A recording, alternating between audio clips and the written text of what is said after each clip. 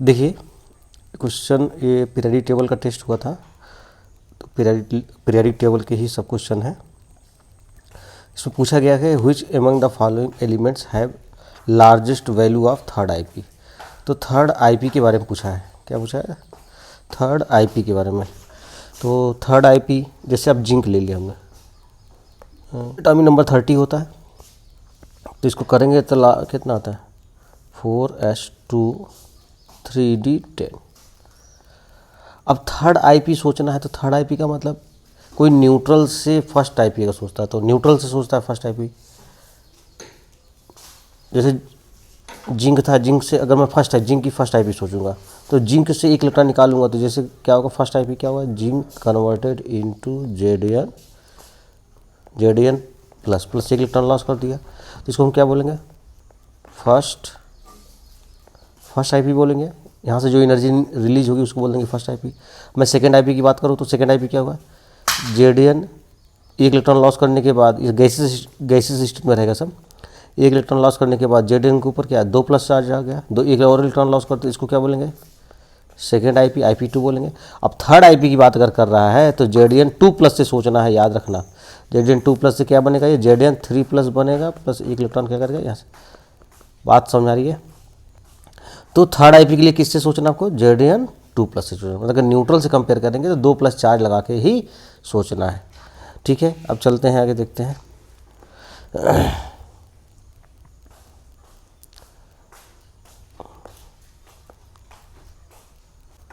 इसके ऊपर 2 प्लस लगा देंगे, 2 प्लस लगा देंगे तो ये कैंसिल हो जाएगा, 3d10 बचेगा। ठीक, इसी तरीके से बेरिलियम को देखना है। बेरिलियम का एटॉमिक नंबर 4 होता है, तो इसका इलेक्ट्रॉनिक कॉन्फ़िगरेशन 1s2 2s2। इसके ऊपर कितना प्लस? 2 प्लस। थर्ड आईपी के बारे में सोचना तो 2 प्लस चार्ज लगाएंगे। अब 2 प्लस चार्ज लगाएंगे तो ये क्या हो जाएगा? ये देखिए यहाँ से कैंसिल हो गया, ये दोनों इलेक्ट्रॉन निकल गया, तब 1s2 बचा। 1s2 किसके बराबर हो गया? हीलियम के बराबर हो गया, जो कि हीलियम फर्स्ट पीरियड का एलिमेंट है और नोबल गैस है। इसका आईपी क्या हो जाएगा? अब सबसे ज़्यादा हो जाएगा। किसी में कुछ लोग सोचेंगे सर मैग्नीशियम का एटॉमिक नंबर तो 12 होता है, तो 282, इसके ऊपर 2 प्लस लगा दिए तो ये तो 0 हो गया, तो ये नियान के बराबर हो गया। नियान और हीलियम में कौन ज़्यादा होता है? हीलियम का आईपी क्या होगा? ज़्यादा, इसलिए इसका आंसर क्या होगा? बेरिलियम, यही होगा इसका आंसर। बात समझ में आ गई होगी। तो बस इतना याद रखना कि थर्ड आईपी के बारे में पूछा तो 2 प्लस चार्ज लगा के ही सोचना है। ठीक है, चलिए नेक्स्ट देखते हैं। देखिए ये क्वेश्चन में क्या कह रहा है? IP1 and IP2 of magnesium are 178 and 348 kilo calorie per mole. The enthalpy required for the reaction, कह रहा है कि जो ये पूरा रिएक्शन दिया है Mg converted into Mg2 plus 2 electron, इसके लिए आपको एंथैल्पी पूछा है। तो देखिए, देखते हैं इसमें क्वेश्चन में, तो बड़ा कर लेता हूँ। देखिए दिया क्या है इसमें? IP1 and IP2। Mg का अगर IP1 की बात करूँ तो Mg converted into Mg converted into Mg plus एक इलेक्ट्रॉन लॉस कर रहा है, इसको हम बोलेंगे IP1। क्या बोलेंगे इसको? IP1, जो कितना दे रखा है इसका? 178 किलो कैलोरी दे रखा है। इसके बाद अगर IP2 की बात करूँ तो क्या होता भाई? Mg एक इलेक्ट्रॉन लॉस कर दिया था, Mg प्लस कन्वर्टेड इनटू अब Mg2 प्लस 2 प्लस। अब ये एक इलेक्ट्रॉन और लॉस कर रहा है, अब इसको क्या बोलेंगे? IP2 बोलेंगे। IP2 कितना? 1 कितना दिया है? 348 किलो कैलोरी पर मोल दे रखा है। अगर मैं इन दोनों रिएक्शन को जोड़ दूँ, दोनों IP को जोड़ दूँ, तो देखिए M ये कैंसिल हो जाएगा। अब इसको क्या आएगा? Mg, ठीक है, इधर हो गया Mg कन्वर्टेड इनटू क्या? Mg2 प्लस एक 2 इलेक्ट्रॉन। अब इसका IP क्या हो जाएगा? अब इनके IP को जोड़ना पड़ेगा हमको।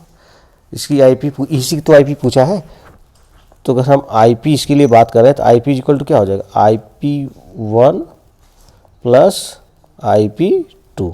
ठीक, IP1 प्लस IP2। अब IP1 कितना दे रखा है? तो यहाँ निकाल लेते हैं हम लोग।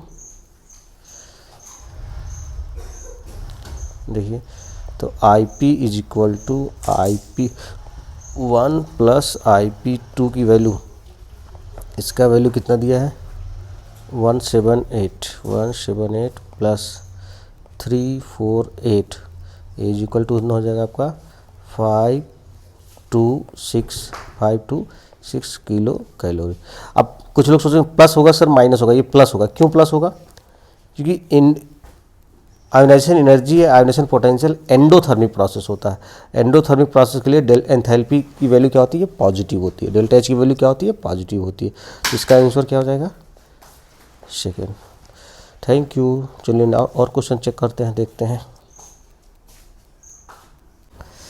चलिए देखिए नेक्स्ट क्वेश्चन देखते हैं। इस क्वेश्चन में पूछा गया है कि nitrogen after gaining 3 electron achieve inert gas configuration then IP of N3-। देखिए इसमें IP पूछा गया है नाइट्रोजन और N के ऊपर 3-। इसी में कंपेयर करना कि किसकी आयोनाइजेशन पोटेंशियल की वैल्यू ज़्यादा होगी। देखिए आपको पता होगा IP इज इक्वल टू, आपने पढ़ा होगा directly proportional to effective nuclear charge, और इफेक्टिव न्यूक्लियर चार्ज क्या होता है directly proportional to positive charge, inversely proportional to negative charge, ये आपने पढ़ा होगा। अब जिसके ऊपर ये फार्मूला कहाँ अप्लीकेबल होता है? अप्लीकेबल होता है आइसो इलेक्ट्रॉनिक के ऊपर और आयंस ऑफ सेम एलिमेंट। तो देखिए ये आयंस ऑफ सेम एलिमेंट है तो यहाँ पर अप्लीकेबल होगा। तो यहाँ पर देखिए जिसके ऊपर निगेटिव चार्ज ज़्यादा उसका IP कम, और कुछ भी नहीं सोचना है, बस इसी से लगाना है। यहाँ पर 3 माइनस चार्ज है तो इसका IP क्या हो जाएगा बहुत ही कम हो जाएगा। तो इसका IP तो मच लेस देन, इसका आंसर क्या हो जाएगा इन दोनों में, इसका मच लेस देन, इसका आंसर हो जाएगा मच लेस देन नाइट्रोजन से बहुत कम। मेरे हिसाब से समझ में आ गया होगा। चलिए नेक्स्ट क्वेश्चन देखते हैं। देखिए नेक्स्ट क्वेश्चन क्या पूछ रहा है, which of following will have the most negative electron gain enthalpy and which is the least negative respectively. मतलब एक पूछा है most negative electron gain enthalpy and least negative electron gain enthalpy. Most negative electron gain enthalpy का मतलब क्या होता है? Most negative electron gain enthalpy का मतलब जिसकी डेल्टा इंथैल्पी, जिसकी इलेक्ट्रॉन गेन इंथैल्पी निगेटिव में ज़्यादा होगी, मतलब सबसे ज़्यादा होगी। जी मैंने आपको बताया था कि जितना ज़्यादा इलेक्ट्रॉन गेन इंथैल्पी निगेटिव में होगी मतलब उसकी वहाँ से उतना ज़्यादा एनर्जी रिलीज होगा, मतलब उसकी इलेक्ट्रॉन गेन इंथैल्पी उतनी ज़्यादा होगी। तो सबसे ज़्यादा आपको बताता क्लोरीन की होती है, क्लोरीन की इलेक्ट्रॉन गेन इंथैल्पी सबसे ज़्यादा होती है। और इन सब ऑप्शन में देखिए फास्फोरस, ये नाइट्रोजन फैमिली का है, इसका क्या होता है NP3 स्टेबल इलेक्ट्रॉनिक कॉन्फ़िगरेशन है, तो इसकी भी इलेक्ट्रॉन गेन इंथैल्पी बहुत ही कम होती है। इस क्लोरीन की सबसे ज़्यादा, फास्फोरस की सबसे कम, तो इसका आंसर क्या हो जाएगा आपका Cl। ठीक है, देखिए नेक्स्ट क्वेश्चन देखिए। इसमें ionization energy of fluorine A दे रखा है, ionization energy of chlorine B दे रखा है, electron affinity of chlorine C दे रखा है, electron affinity of fluorine D दे रखा है। पूछा है then which option is incorrect, निम्नलिखित में से कौन सा ऑप्शन सही नहीं है? इनकरेक्ट पूछा भाई, ये ध्यान दीजिएगा, क्या पूछा है इनकरेक्ट। तो इनकरेक्ट पूछा तो ध्यान दीजिएगा, आपको पता है फ्लोरीन और क्लोरीन में अगर IP की बात करूँ तो टॉप टू बॉटम ऊपर से नीचे आने पर आयोनाइजेशन पोटेंशियल की वैल्यू क्या होती है डिक्रीज करती है। तो इसके लिए क्या दिया है A और इसके लिए क्या दिया है B। तो इन दोनों में किसकी IP ज़्यादा होनी चाहिए? Fluorine. A is greater than B, but आप पहले ही आंसर में पहले ऑप्शन में देखिए क्या थे B is greater than N, तो यही आंसर गलत है, तो ये आपका सही नहीं। ठीक है ना, तो इसका आंसर हो जाएगा A। देखिए next question, the correct order of electronegativity of Mn। Mn का यहाँ डिफरेंट ऑक्सीडेशन स्टेट दे रखा है। ठीक है ना, तो देखते हैं इस क्वेश्चन को। देखिए आपको एक चीज़ पहले पता होगा कि electronegativity directly proportional to effective nuclear charge, और इफेक्टिव न्यूक्लियर चार्ज क्या होता है directly proportional to positive charge upon inversely proportional to negative charge, ये आपको पता होगा। अगर ये बात पता है तो देखिए, तो जिसके ऊपर पॉजिटिव चार्ज ज़्यादा होगा उसकी इलेक्ट्रोनेगेटिविटी क्या होगी ज़्यादा होगी। इसी क्वेश्चन से इसको करना है। अब यहाँ पर देखिए Mn है ये, Mn, MnO2, MnO, तो सबका ऑक्सीडेशन स्टेट निकाल डालिए। तो यहाँ पर देखिए Mn का ऑक्सीडेशन स्टेट कितना है, +2 है। यहाँ पर कितना है, +4 है। यहाँ पर कितना है, +6, और यहाँ पर कितना है, +7। ठीक, तो अब देख लीजिए किसके ऊपर, यहाँ पर Mn का ऑक्सीडेशन स्टेट मतलब इसके ऊपर पॉजिटिव चार्ज सबसे ज़्यादा है, तो इसकी इलेक्ट्रोनेगेटिविटी क्या होगी, सबसे ज़्यादा होगी। तो इसका आंसर क्या हो जाएगा, देख लेते हैं। ये इसमें ये इसका आंसर सेकेंड हो जाएगा।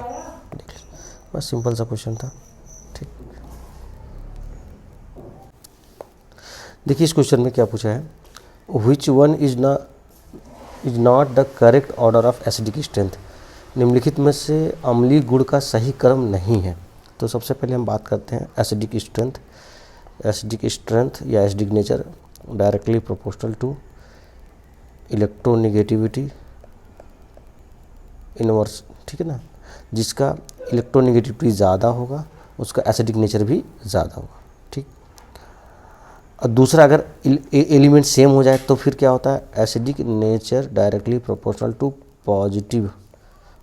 Positive oxidation state, positive oxidation state. ठीक, ये दो बातें आपको याद रखना है एसिडिक नेचर के लिए। ठीक, अब ध्यान दीजिए पहला ऑप्शन में क्या है, पहला ऑप्शन देखिए HClO4 HClO3। तो यहाँ पर क्लोरीन का ऑक्सीडेशन स्टेट कितना है, +7 है, जो कि मैक्सिमम होता है यहाँ। तो अगर आप निकालेंगे क्लोरीन का ऑक्सीडेशन स्टेट कैसे निकालेंगे, इसका +1 तो 6, तो यहाँ पर इसका कितना हो जाएगा, +5। तो +5 एलिमेंट सेम है तो क्लोरीन का ऑक्सीडेशन स्टेट जाएगा, तो यहाँ +7 आ रहा है, यहाँ +5 आ रहा है, तो किसका ज़्यादा हो जाएगा भाई, ये HClO4 का एसिडिक नेचर क्या होगा, ज़्यादा होगा। ये तो सही दे रखा है। दूसरा देखते हैं HNO3, यहाँ पर नाइट्रोजन का ऑक्सीडेशन स्टेट +5 है, आप निकाल के चेक कर लीजिए। यहाँ पर नाइट्रोजन का ऑक्सीडेशन स्टेट कितना है, +3, कितना है, +3। तो जिसका पॉजिटिव ऑक्सीडेशन स्टेट ज़्यादा उसका एसिडिक स्ट्रेंथ ज़्यादा, तो ये भी सही दे रखा है। नॉट करेक्ट पूछा है। तो देखिए नेक्स्ट देखिए H2SO4, यहाँ पर सल्फर का ऑक्सीडेशन स्टेट निकालेंगे तो कितना आएगा, +6 आएगा। और यहाँ पर सल्फर का ऑक्सीडेशन स्टेट निकालेंगे 2 3 6 +4 आएगा। अगर नहीं आ रहा तो निकालिए, यहाँ 2 हाइड्रोजन है तो +2 हो जाएगा, और ऑक्सीजन का कितना, एक ऑक्सीजन का -2, 3 ऑक्सीजन का -6, ठीक है, +। तो ये भी सही दे रखा है, इसका मतलब इसका आपका आंसर क्या होने वाला है, 4।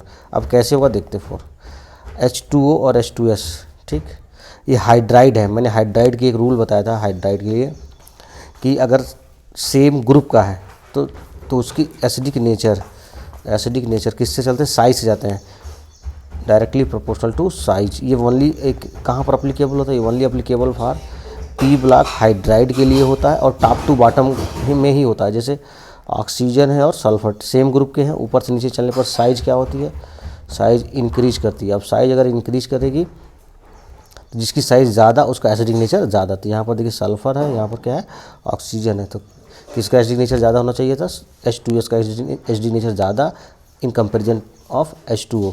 तो इसलिए आपका ये आंसर इसका क्या हो जाएगा, 4, जो कि करेक्ट नहीं पूछा था। ठीक है, तो आपको समझ में आ गया होगा। थैंक यू, और मेरे चैनल को सब्सक्राइब कीजिए, ज़रूर कीजिए, लाइक कीजिए। Thank you.